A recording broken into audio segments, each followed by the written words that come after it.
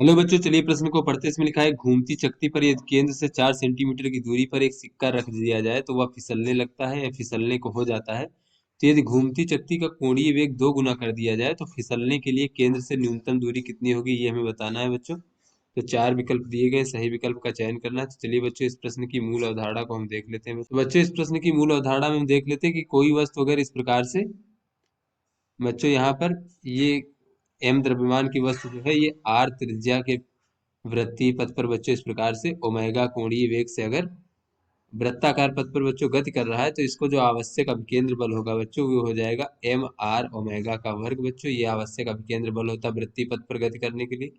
तो चलिए बच्चों, अपने प्रश्न को हल करते हैं। तो यहाँ पर बच्चों कहा जा रहा है कि एक चकती जो है इस प्रकार से है, और ये चकती मान लीजिए बच्चों किसी कोणीय वेग ओमेगा 1 से या किसी भी वेग से बच्चों घूम रही इस प्रकार से। तो बच्चों इससे 4 सेंटीमीटर दूरी पर एक सिक्का रख दिया जाता है बच्चों इस प्रकार से, और ये फिसलने को हो जाता है, यानी बच्चों इसको जो है आवश्यक अभिकेंद्र बल प्राप्त नहीं हो पा रहा है। तो बच्चों अभिकेंद्र बल इसे किससे प्राप्त होगा बच्चों, ये फिसलना इधर चाहेगा तो बच्चों अभिकेंद्र बल जो है इसे घर्षण बल से प्राप्त होगा बच्चों।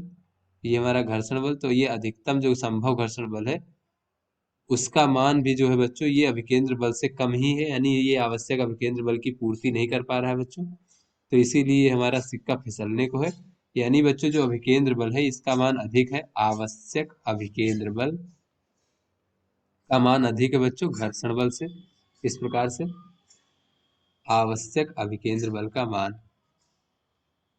तो बच्चों इसीलिए फिसलने को हो रहा है। तो बच्चों ये कहा जा रहा है कि अगर जो है इसका पहले मान लीजिए बच्चों ओमेगा 1 था, ये इसका कोणीय वेग। तो बच्चों कहा जा रहा है कि अब अगर कोणीय वेग तो बच्चों 2 गुना कर दिया जाए, यानी अब ओमेगा 2 कर दिया जाए बच्चों, इसका मान 2 ओमेगा 1 हो जाए। तब क्या होगा बच्चों, वो न्यूनतम दूरी जब जो है बच्चों ये हमारा फिसलना शुरू हो जाए, फिसलने को हो जाए। तो बच्चों ये हम देख लेते हैं कि तब भी जो है बच्चों जब हम ये फिसलना चाहेंगे तो ये आवश्यक अभिकेंद्र बल उस स्थिति में भी घर्षण बल से अधिक होना चाहिए, तभी जो ये फिसलना शुरू करेगा बच्चों। तो यहाँ पर दोनों ही स्थितियों में आवश्यक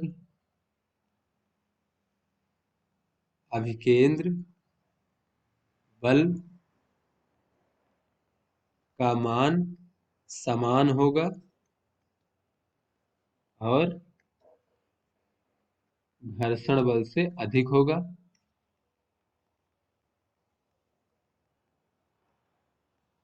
तो बच्चों दूसरी स्थिति में भी वो आवश्यक अपकेंद्र बल घर्षण बल से अधिक होगा, और इसके पहले वाले में जो आवश्यक अपकेंद्र बल था उसके समान होगा, इसीलिए जो बच्चों वो फिसलना चाह रहा है। तो ऐसे में बच्चों दोनों स्थितियों में अगर हम बच्चों ये अभिकेंद्र बल लिख लें बच्चों, तो अभिकेंद्र बल होता है एम, द्रव्यमान तो बच्चों सिक्के का समान रहेगा, त्रिज्या R1 और ओमेगा 1 का वर्ग बराबर बच्चों MR2 ओमेगा 2 का वर्ग। बच्चों एम से एम कट जाएगा, तो बच्चों पहली स्थिति में R1 कितना था बच्चों, 4 सेंटीमीटर था, और ये ओमेगा 1 का वर्ग बराबर। दूसरी स्थिति में दूरी कितनी थी, R2 मान लेते त्रिज्या, और ओमेगा 2 कितना है बच्चों, ये 2 गुना कर दिया गया है, तो बच्चों ये हो जाएगा 4 ओमेगा 1 का वर्ग। तो बच्चों ये 4 ओमेगा 1 का वर्ग 4 ओमेगा 1 का वर्ग से कट जाएगा इस प्रकार से, तो बच्चों ये R2 का मान हमें प्राप्त हो जाएगा 1 सेंटीमीटर। यानी बच्चों जब हम उसकी कोणीय वेग को दोगुना कर दें बच्चों, तो ऐसी स्थिति में वह न्यूनतम दूरी जहां रखने पर सिक्का फिसलने लगेगा, तो बच्चों वो केंद्र से दूरी यानी त्रिज्या 1 सेंटीमीटर होगी।